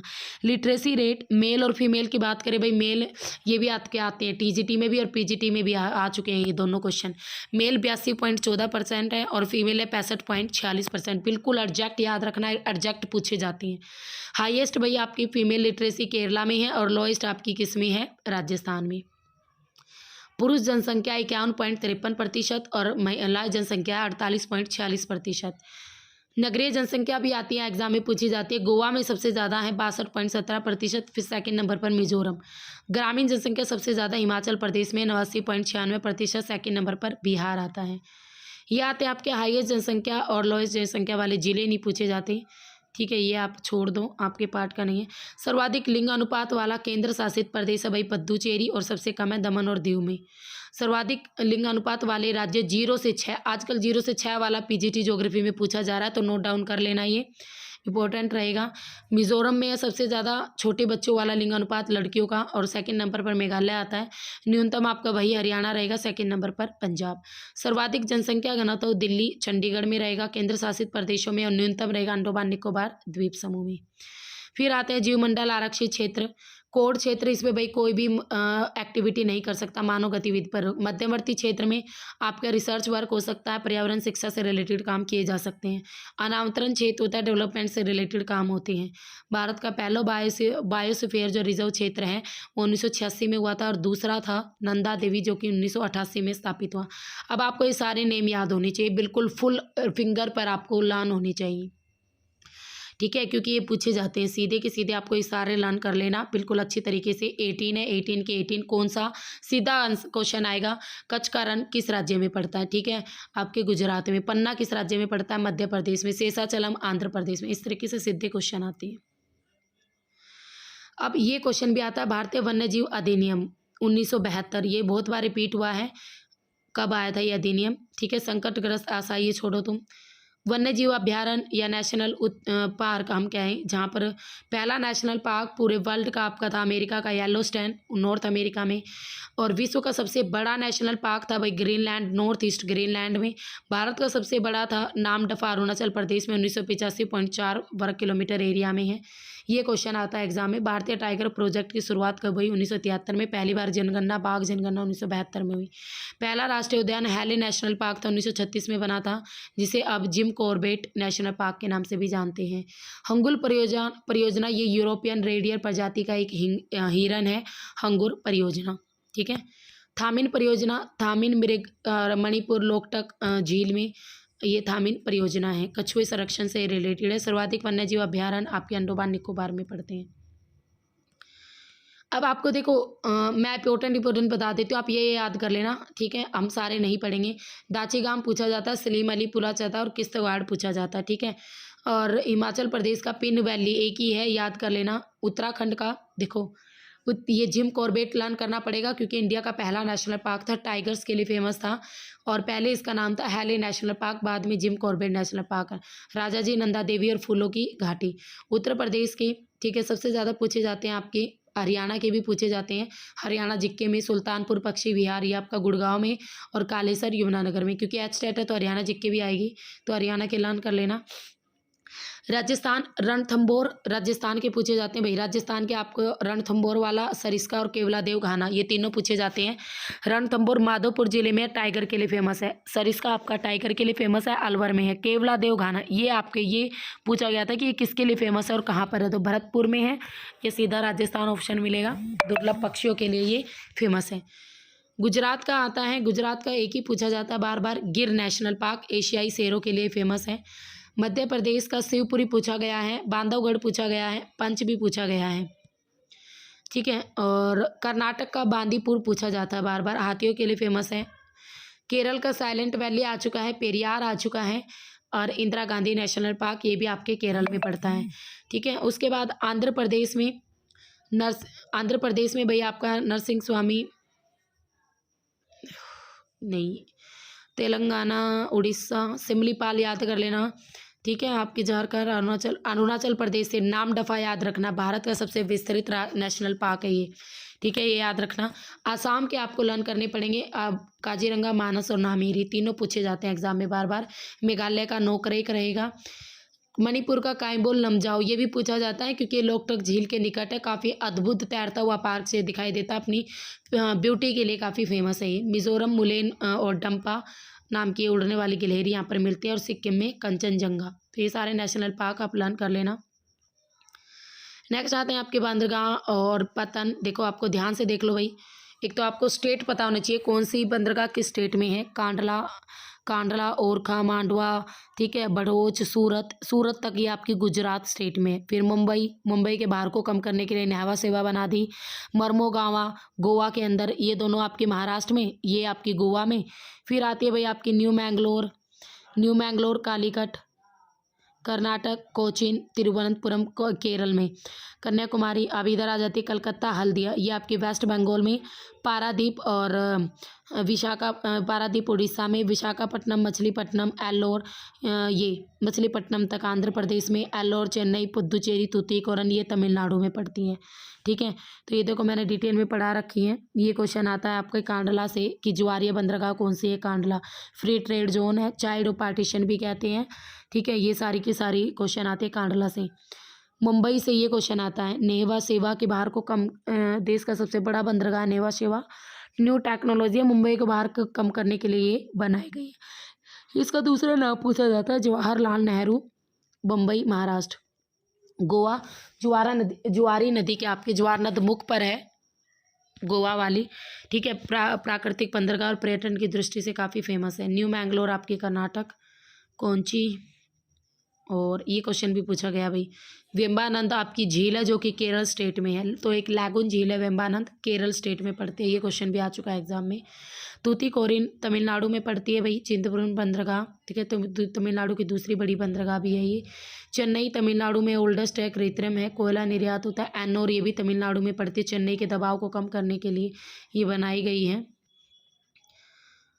पारादीप उड़ीसा में, कोलकाता हरियाणा में, ये ये नहीं आती, छोड़ो इसको। हाँ, अब ये और भारत में 6 राष्ट्रीय जलमार्ग है। ये 6 की 6 आपको लर्न होने चाहिए, कौन सा कहाँ तक है। राष्ट्रीय जलमार्ग नंबर 1 इलाहाबाद से हल्दिया तक जाता है, ठीक है, यूपी के इलाहाबाद से, और फिर वेस्ट बंगाल में हल्दिया तक जाता है। इस तरीके से आपको याद रखना, और इसकी लंबाई टोटल कितनी 1620, सिर्फ इतना आपको याद रखना है। राष्ट्रीय जलमार्ग नंबर 2 सदिया से धुबरी तक जाता है, ठीक है, 891 किलोमीटर ये लंबा। भारत और बांग्लादेश की इसकी साझेदारी है। 3 वाला जाता है साउथ में कोट्टापुरम से कोलम तक, 2005 किलोमीटर ये लंबा है। राष्ट्रीय जलमार्ग 4 कोकीनाडा से पद्दुचेरी नहर तक 1095 किलोमीटर, गोदावरी से कृष्णा नदी को जोड़ा जाता है राष्ट्रीय जलमार्ग 4 से। राष्ट्रीय जलमार्ग 5 ब्राह्मणी नदी से आपका पूर्वी तट नहर तक। तो पहले तो 1 2 3 4 ही पूछ लिए दादा, बाद के तो बहुत कम पूछता है, 5 और 6। तो पहले 4 तो आप अच्छी तरीके से लर्न कर लेना, इनसे एग्जाम में क्वेश्चन आते हैं।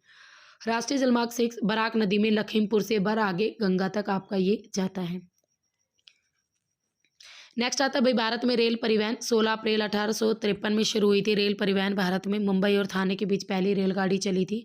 34 किलोमीटर लंबा था, सर्वाधिक लंबे रेल मार्गों में से एक थी। भारतीय रेल को 8 मंडलों में बांटा गया, 8 मंडलों में इसे विभाजित किया जाता है। नया रेलवे मंडल दक्षिण तटवर्य रेलवे आपका विशाखापट्टनम में है।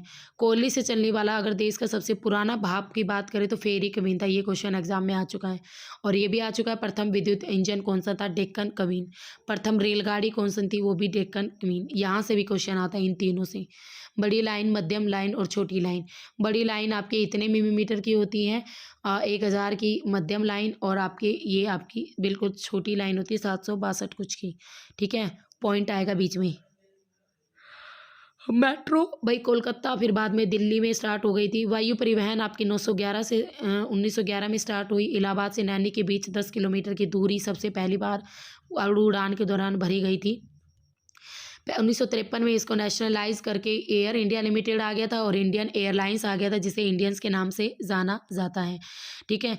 अब गैस पाइपलाइन की बात करें तो कच्चे तेल और प्राकृतिक गैस की खोज।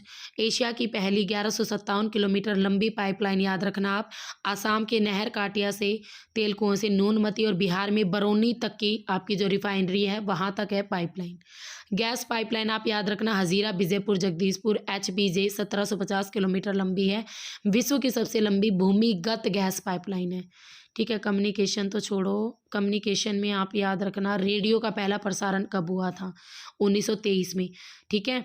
और उसके बाद आपको ये याद रखना है 1936 में ऑल इंडिया रेडियो नाम रखा गया था। 1927 में फिर 57 में इसे आकाशवाणी कहा जाने लग गया था। दूरदर्शन का पहला आपका टेलीकास्ट हुआ था भाई 15 सितंबर 1959 में। साइट की फुल फॉर्म एक बार एग्जाम में आई थी, तो सैटेलाइट इंस्ट्रक्शंस टेलीविजन एक्सपेरिमेंट, ये इसकी फुल फॉर्म है। रंगीन टीवी वही जब मैं पैदा हुई जब से स्टार्ट हुए थे 1992 में। उपग्रह संचार प्रणाली, आप देखो यहाँ से भी क्वेश्चन आता है। इनसेट भारतीय राष्ट्रीय उपग्रह, ये 1983 में इसकी स्थापना हुई थी। दूरसंचार, मौसम संबंधी और आपदा से रिलेटेड हमें प्रॉब्लम बताते हैं। नेशनल हाईवे, ये एक्ट आया था 1988 में। 1995 से काम शुरू हुआ, और हेडक्वार्टर दिल्ली में है national authority highway authority of India NHAI का। तो इस तरीके से आपके नेशनल हाईवे है। अब आपके पहले पुराने वाले ये थे भाई, दिल्ली से अमृतसर, फिर दिल्ली से कोलकाता था दूसरे वाला। थर्ड वाला फिर आपका भाई आगरा से आपके मुंबई था। फोर्थ वाला मुंबई से फिर आपका भाई चेन्नई था। फिफ्थ वाला चेन्नई से फिर कोलकाता पहुंच गए, ठीक है। फिर कोलकाता से फिर दोबारा मुंबई पहुंचे। सिक्स्थ वाला, सेवन्थ वाला था वाराणसी से फिर साउथ में कन्याकुमारी तक, जो कि सबसे लंबा था। ये पहले वाले हैं। और सबसे छोटा था 47A, जो कि केरल में पड़ता था। अब आपके ओड इवन नंबर आ गए, ठीक है।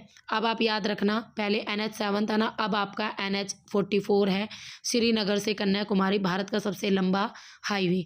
NH1 जम्मू को लद्दाख से जोड़ता है। NH2 असम को मिजोरम से जोड़ता है। NH3 अटारी को लेह से जोड़ता है। लॉन्गेस्ट हाईवे इन इंडिया, ये लर्न रख लेना थोड़ा सा। NH44 ये आपका 3745 किलोमीटर लंबा है, श्रीनगर को कन्याकुमारी से जोड़ता है। फिर NH27 ये दूसरे नंबर पर सबसे लंबा है, गुजरात से असम के बीच है आपका NH27। इस तरीके से सबसे छोटे की बात करें तो अब आपके 2 नेशनल हाईवे 118 और 548 है, दोनों की लंबाई सिर्फ 5 किलोमीटर है। प्रधानमंत्री सड़क योजना 25 दिसंबर 2000 को आई थी। 500 से ज़्यादा आबादी वालों में सड़कें बनानी थी, गांव को सड़कों से जोड़ना था। अटल बिहारी वाजपेयी के समय में इसका नाम पड़ा था प्रधानमंत्री ग्राम सड़क योजना। स्वर्णिम चतुर्भुज योजना 1991 से शुरू हुई, 2001 में इसमें काम स्टार्ट हुआ, 2012 में पूर्ण हो गई। 5846 इसकी लंबाई है। दिल्ली, मुंबई, चेन्नई और कलकत्ता को सब आपस में ये जोड़ती है। चतुर्भुज आकार का ये एक रोड मैप है, काफ़ी स्टेट से गुजरती है, 4 से 6 लाइन वाला है। उत्तर से दक्षिण गलियारा, श्रीनगर से कन्याकुमारी, पूर्व से पश्चिम सिलचर से पोरबंदर, ये भी आप याद रखना। दोनों गलियारे एक दूसरे को भाई झांसी पर एक दूसरे को क्या कर देते हैं, काट देते हैं। यूएसए नंबर 1 पर आता है सड़क परिवहन में, और भारत दूसरे नंबर पर आता है सड़क परिवहन में, यह भी याद रखना आप, ठीक है। ये क्वेश्चन आता है। भारत में सड़कों की कुल लंबाई में बात करें, महाराष्ट्र में सबसे ज़्यादा है। देखो बॉलीवुड है, कंट्री है, तो सड़कें ज़्यादा होंगी। फिर यूपी है, फिर राजस्थान है। सर्वाधिक घनत्व यानी सबसे ज़्यादा सड़कें, सबसे घनी बिछा हुआ जाल केरल में सबसे ज़्यादा है। केंद्र शासित प्रदेशों में जम्मू कश्मीर में सबसे कम, केंद्र शासित प्रदेशों में सबसे ज़्यादा दिल्ली में और सबसे कम जम्मू कश्मीर में। सबसे ऊंचा सड़क मार्ग आपका लेह श्रीनगर मार्ग है, जो कि कराकोरम दर्रे को पार करता है, ठीक है। झीलों की बात करें भाई, अलग अलग टाइप की झील है। आपका जो क्वेश्चन आता है, महाराष्ट्र की लोनार झील, कश्मीर की वुलर झील, कुमाऊं झील, मीठे पानी की झील है ये वुलर झील। भारत की सबसे बड़ी मीठे पानी की झील होती है वुलर झील, ठीक है, इसका नाम है। चिल्का झील, पुलिकट झील, ये अनूप झील होती है, जिसे हम लैगून्स भी कहते हैं, समुद्र से अलग होती है, खारे पानी की झीलें होती हैं। राक्षस ताल, नैनीताल, नौकुचिया ताल, भीमताल, ये सारी आपकी ग्लेशियर से बनी झीलें हैं। वायु के द्वारा निर्मित सांबर, डिडवाना, लूनसनकरण, पंचबंद्रा, ये सारी की सारी आपके गड्ढा बना देती है वायु, फिर उसमें पानी भर जाता है, इससे बनती है। मियांडर से बनी झीलें हैं, गोखुर झीलें वगैरह। कुमाऊं हिमालय की झीलें, नैनीताल, भीमताल, ये इस तरीके की आपकी झीलें कुमाऊं हिमालय की झीलें हैं। यहाँ से क्वेश्चन आता है। भारत की सबसे बड़ी मीठे पानी की झील होती है भाई वुलर झील, चंद्रमा के आकार में है, चारों तरफ पहाड़ फैले हैं। डल झील मीठे पानी की झील है, ठीक है। राजस्थान की झीलों में सबसे बड़ी झील है राजस्थान की सांबर झील, वहाँ पर आपका नमक भी ज़्यादा मिलता है, सर्वाधिक खारी है। और उसके बाद लुनार झील महाराष्ट्र के बुलढाना में जिले में मिलती हैं। चिल्का झील ये भी अनूप झील है, खारे पानी की झील है। दिसंबर से जून पानी खारा रहता है, बारिश के दिनों में थोड़ा मीठा हो जाता है, बारिश का पानी मिल जाता है। पुलिकट झील आपके तमिलनाडु में पड़ती है, ठीक है। कच्छ का रण गुजरात, इंदिरा सागर झील एमपी गुजरात बॉर्डर। लोकटक झील मणिपुर में, और पुष्कर झील आपके राजस्थान में, और वेम्बनाथ झील केरल में पड़ती हैं। Dam in India, dam Bharat में देखो, ये आपको 5 डैम पढ़ लो बस, उसी में से क्वेश्चन आ जाएंगे। टिहरी डैम अगर आना होगा तो उत्तराखंड में पड़ता है, सबसे ऊंचा डैम है। एक तो किस नदी पर है और किस स्टेट में है, ये आपको याद रखना है। तो भागीरथी नदी पर है और उत्तराखंड स्टेट में, भारत का सबसे हाईएस्ट पिक वाला ये आपका डैम है। भाखड़ा नांगल भाई हिमाचल प्रदेश और पंजाब में भी पड़ता है, सतलुज नदी के ऊपर है, ठीक है। और पंजाब और हिमाचल प्रदेश दोनों में ही है, और काफ़ी को फ़ायदा होता है इससे। सरदार सरोवर तीसरे नंबर पर आता है, गुजरात में पड़ता है। सरदार पटेल की जो दूरदृष्टि थी, ये सरदार सरोवर डैम वो बनवाना चाहते थे। नरेंद्र मोदी ने इसने बांध का उद्घाटन किया था 67वें जन्मदिन पर, नर्मदा नदी पर है। हीराकुंड डैम महानदी पर है, उड़ीसा पर सबसे लंबा बांध है, भारत का सबसे लंबा बांध है हीराकुंड डैम, 25.8 किलोमीटर लंबा है। नागा अर्जुन सागर डैम आपके तेलंगाना कृष्णा नदी पर पड़ता है, लंबाई 1450। अब ये जो अलग से डैम है मैं आपको बता दूंगी अगर कोई इंपॉर्टेंट होगा तो। झारखंड में ये मैथोन डैम पढ़ लेना, पंचेत, ये आपके दामोदर नदी पर और बराकर नदी पर है। उसके अलावा ये इडुक्की डैम भी पूछा जाता है पेरियार नदी पर, ये भी पढ़ लेना। हाँ, ये गांधी सागर डैम चंबल नदी पर, ये क्वेश्चन भी एग्जाम में आता है, ठीक है। और आपका भाई मैटू डैम कावेरी नदी पर, ये क्वेश्चन भी आता है। टिहरी डैम भागीरथी भारत का सबसे ऊंचा डैम, उत्तराखंड स्टेट, अभी अभी मैंने आपको पढ़ाया, ठीक है। ये डैम आप पढ़ लेना। अब उसके बाद गोविंद वल्लभ पंत सागर डैम, ये भी आपके सोन नदी पर।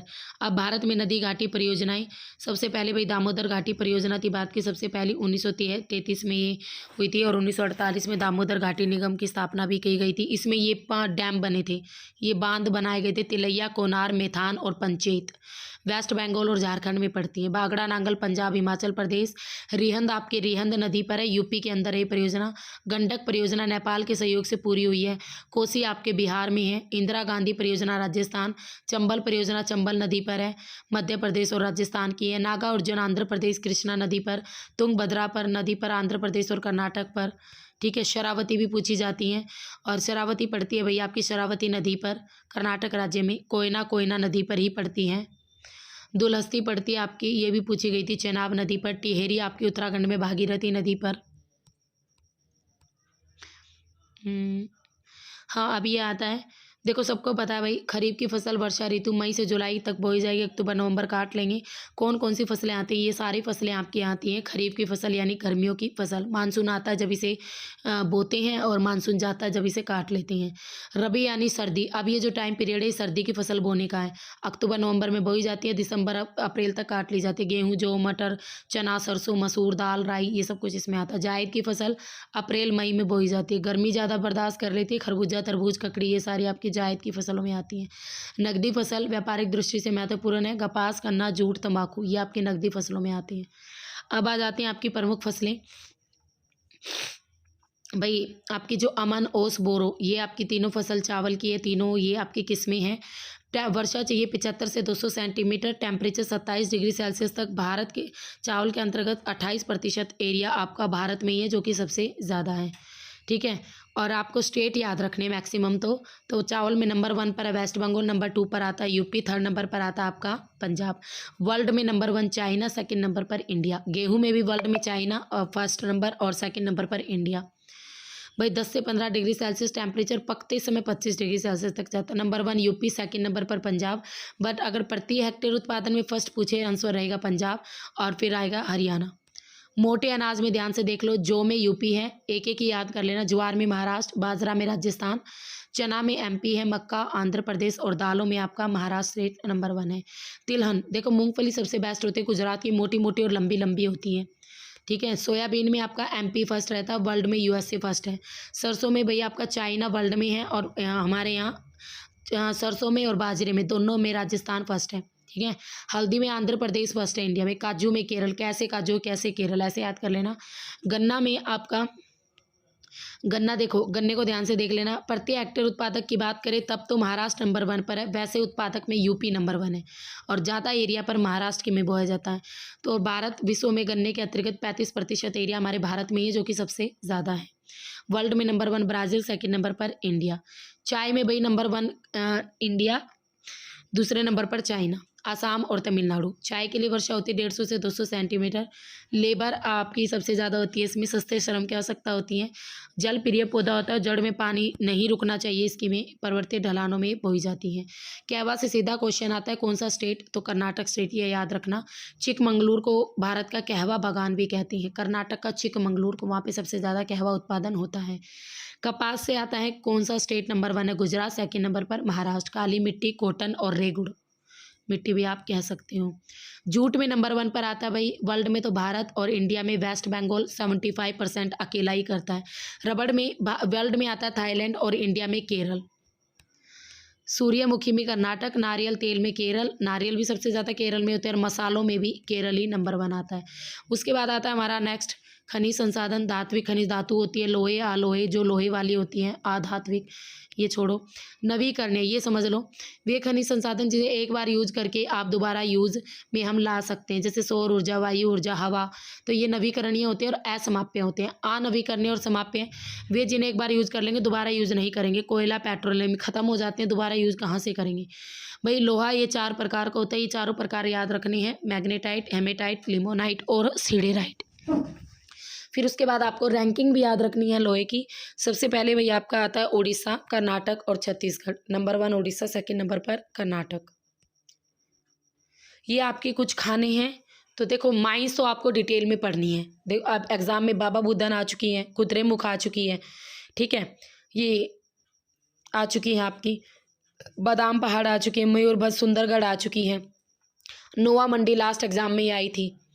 तो इस तरीके से स्टेट दे दिए जाते हैं और खाने दे दी जाती है, कहते हैं मैच इट। तो इस तरीके से क्वेश्चन आता है, तो लर्न कर लेना अच्छी तरीके से।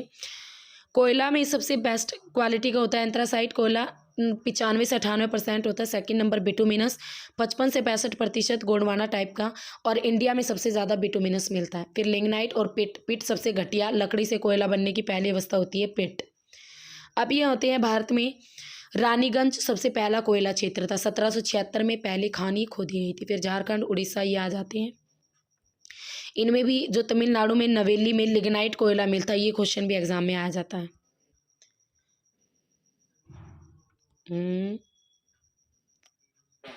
खनिज तेल, असम का डिगबोई देश का सबसे पुराना तेल क्षेत्र है। डिगबोई में सबसे पहला कुआं खोदा था तेल का 1959 में, खनिज तेल का।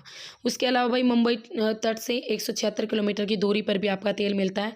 क्वेश्चन यहाँ से आ चुके हैं, ये मंगला तेल क्षेत्र कहाँ है, भाग्यम कहाँ है, ऐश्वर्या कहाँ है, ये तीनों आ चुके हैं। ये राजस्थान में है, ठीक है। और खंबात और अंकलेश्वर ये गुजरात में है, तेल के प्रमुख तेल क्षेत्र। ब्रह्मपुत्र घाटी में से भी आपका तेल क्षेत्र मिला है।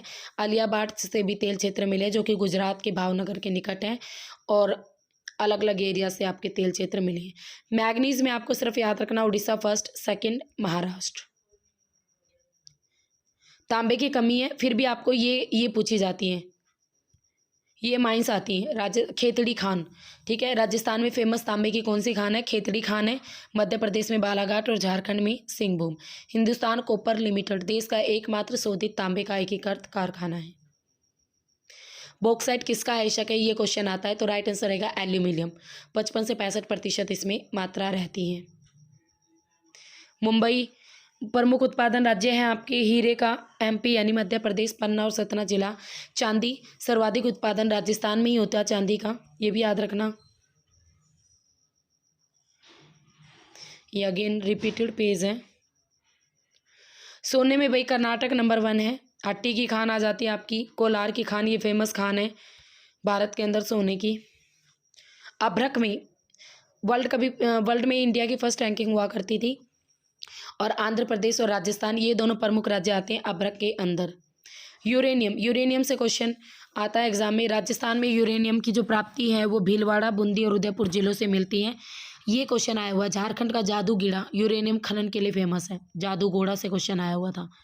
मैचिट में था जादूगोड़ा यूरेनियम, इस तरीके से। थोरियम से तो पिछली बार भी क्वेश्चन आया था, again most important. Thorium Kerala की मोनोजाइट रेत में मिलता है, ये क्वेश्चन था, ठीक है भाई। परमाणु ऊर्जा आयोग आपका 1948 में स्थापना हुई थी। डॉक्टर होमी जे भाभा इसके जनक कहे जाते हैं। 1954 में इसके परमाणु ऊर्जा विभाग की फिर स्थापना हुई। ट्रामे में फिर इसका नाम बदल गया गया, भाभा परमाणु अनुसंधान केंद्र रख दिया गया। अब आपको याद रखने हैं ये कौन सा किस स्टेट में है, ये आते हैं आपके एग्जाम में। पहला परमाणु शक्ति केंद्र तारापुर में बना था भाई, महाराष्ट्र में है। दूसरा रावतभाटा राजस्थान में, कलपक्कम तमिलनाडु, नरोरा यूपी, काकरपारा गुजरात, केगा कर्नाटक, कुंदनकुलम तमिलनाडु, गोरखपुर फतेहाबाद ये पड़ता है आपके हरियाणा में। कलपक्कम तमिलनाडु। पवन ऊर्जा उत्पादित राज्य पूछ ली जाए तो सबसे ज़्यादा नंबर 1 पर आता है साउथ में हमारा तमिलनाडु, यहाँ हवाएं सबसे ज़्यादा चलती हैं। अब उसके बाद एशिया का सबसे बड़ा पवन ऊर्जा केंद्र पड़ता है भाई आपके गुजरात के कच्छ वाले एरिया में, मांडवी वाले एरिया में। जल विद्युत की बात करें तो भारत में प्रथम जल विद्युत संयंत्र दार्जिलिंग में वेस्ट बंगाल में स्थापित किया गया था 1897 में। कावेरी नदी में शिव समुद्र में जल विद्युत केंद्र 1902 में। और आपका राष्ट्रीय जल विद्युत निगम की स्थापना NHPC 1975 में। ये क्वेश्चन आ चुके हैं आपके। तापीय विद्युत बिजली बनाने के लिए कोयला, डीजल और प्राकृतिक गैस का उपयोग किया जाता है, ठीक है। तापीय विद्युत, राष्ट्रीय ताप विद्युत महाराष्ट्र, गुजरात और आपकी यूपी में पड़ती हैं। पाइपलाइन मैंने अभी आपको पढ़ा दी, वही इंपॉर्टेंट है, ज़्यादा घुसने की नीड नहीं है, इतना ज़्यादा डिटेल में नहीं आता। लोहा इस्पात उद्योग एक बार देख लो। तो भाई आपको ये थोड़ा नाम याद रख लेना। एक तो Tata iron and steel company 1907 में, टिस्को इसे बोलते हैं। फिर इंडिया, ये आपके जमशेदपुर में स्थापित की गई थी, ठीक है। ऊपर लिखा गया होगा, 1 मिनट रुको, ये रहा, ठीक है। 1870 में फिर कुल्टी वेस्ट बंगाल में इसकी स्थापना हुई। इसको Indian iron and steel company 1919 में, दोनों आपकी प्राइवेट सेक्टर की थी। फिर थर्ड आती है Visvesvaraya iron and steel company, Kerala में भद्रावती नदी के किनारे 1923 में स्थापित हुई थी, सार्वजनिक क्षेत्र की पहली इकाई थी। फिर भिलाई स्टील प्लांट छत्तीसगढ़ में, सोवियत संघ और रूस। हाँ, ये क्वेश्चन आने लग गए हैं अब एग्जाम में, कौन सा स्टील प्लांट किस देश के सहयोग से बना, तो आपको लर्न रखना है कौन सा स्टील प्लांट किस देश के सहयोग से बना है। तो भिलाई वाले में भाई रूस ने और सोवियत संघ के सहयोग से, उनकी रूस की और सोवियत संघ की भलाई से बना था भिलाई स्टील प्लांट छत्तीसगढ़ वाला, ठीक है। दुर्गापुर बना भाई ब्रिटेन के सहयोग से वेस्ट बंगाल में। राउरकेला बना पश्चिमी जर्मनी के सहयोग से उड़ीसा में। बोकारो बना भैया आपके सोवियत संघ के सहयोग से झारखंड में। सेलम है तमिलनाडु में। विजयनगर कर्नाटक में। विशाखापट्टनम आंध्र प्रदेश में। चौथी पंचवर्षीय योजना में इनसे रिलेटेड बातें हुई थी। सेल की फुल फॉर्म होती है स्टील अथॉरिटी ऑफ इंडिया, 1974 में बना था। और आपका इसका स्वामित्व सरकार ने 1976 में, ये आपकी गवर्नमेंट बन गई थी। और पहले ये क्या थी, आपकी प्राइवेट सेक्टर थी। वस्त्र उद्योग से क्वेश्चन ये आता है, ठीक है। भारत की प्रथम सूती कपड़ा मिल 1818 में कोलकाता के निकट फोर्ट क्लास्टर में लगाई थी, बट सफल नहीं हुई। सफल कौन सी थी? जो मुंबई में बनी थी 1854 में, कावस जी एंड डाबर ने लगाई। भारत की सबसे पहली सफल मिल यही थी। मुंबई देश का सबसे बड़ा सूती वस्त्रों का केंद्र है, इसलिए इसे भारत का कार्टोनोपोलिस और मानचेस्टर भी कहते हैं, मुंबई को, महाराष्ट्र के अंदर। गुजरात में अहमदाबाद गुजरात का सबसे बड़ा सूती वस्त्रों का केंद्र है, इसे पूर्व का बोस्टन के नाम से भी जाना जाता है। फिर उसके बाद आपका नेक्स्ट आता है तमिलनाडु। देखो तमिलनाडु में आता है कोयम्बटूर, दक्षिण भारत का मानचेस्टर, ये क्वेश्चन भी आ सकता है। उत्तर भारत का मानचेस्टर कानपुर को कहते हैं, ठीक है। भारत वर्ल्ड में दूसरे नंबर पर आता है आपके कॉटन प्रोडक्शन में, ये भी याद रखना। कपास की खेती सर्वाधिक भूमि पर करता है भारत। और पहला, अब यहाँ पर भारत का पहला जूट कारखाना आपका जॉर्ज आकलैंड के द्वारा कोलकाता के निकट रिश्रा में लगाया गया था। और भारत जब आज़ाद हुआ था ना, तो 80% जो हमारे इंडस्ट्री थी, जूट इंडस्ट्री, वो बांग्लादेश में चली गई थी।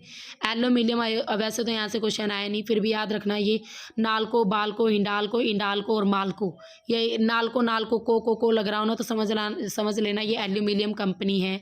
ये आपके स्टेट थोड़ा एक बार नज़र मार लेना, बाकी आज तक क्वेश्चन यहाँ से आया नहीं है, ठीक है। पर पीजीटी ज्योग्राफी वाले स्टूडेंट ज़रूर नज़र मार लेना, वीडियो को पॉज करके यहाँ से क्वेश्चन आ सकता है तुम्हारा पीजीटी ज्योग्राफी। टीजीटी वाले बेशक रहने देना।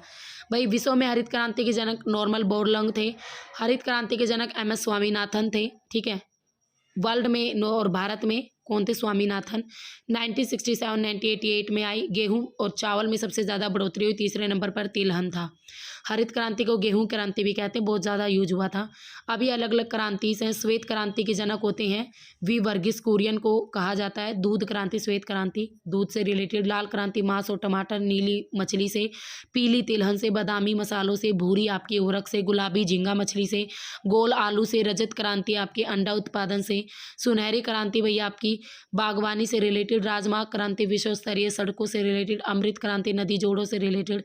कृष्ण क्रांति पेट्रोलियम उत्पादन से रिलेटेड। काली क्रांति बायोडीजल और इंद्रधनुष क्रांति सभी क्रांतियों के मिश्रण को बोल देती है। अब लास्ट क्लास में ये एक क्वेश्चन आया था इस तरीके से, आपके पूर्ववर्ती अफवाह में कौन कौन सी नदियाँ आती हैं जो पहले से ही बह रही हैं, पुरानी नदियाँ? ब्रह्मपुत्र, सिंधु, तिस्ता, भागीरथी, ये आ जाएंगी पूर्ववर्ती अफवाह में। अनुगामी अफवाह में आपके आ जाएगी पेरियार, पोनामी, सारावती नदियाँ। अनुवर्ती अफवाह में आ जाएगी प्रायद्वीपीय भारत की ओर से जो यमुना और गंगा में मिल जाती है, चंबल, केन, सिंधु, बेतवा, सोन। आयताकार अफवाह में, रेक्टेंगल में आ जाएगी कोसी और इसकी सहायक नदियाँ। पैरेलल जो बहती है वो है गंगा के ऊपरी मैदान की नदियाँ। अंतस्थलीय जो अफवाह में बहती है वो है राजस्थान की रूपनारायण और मेड़ा नदियाँ, ठीक है।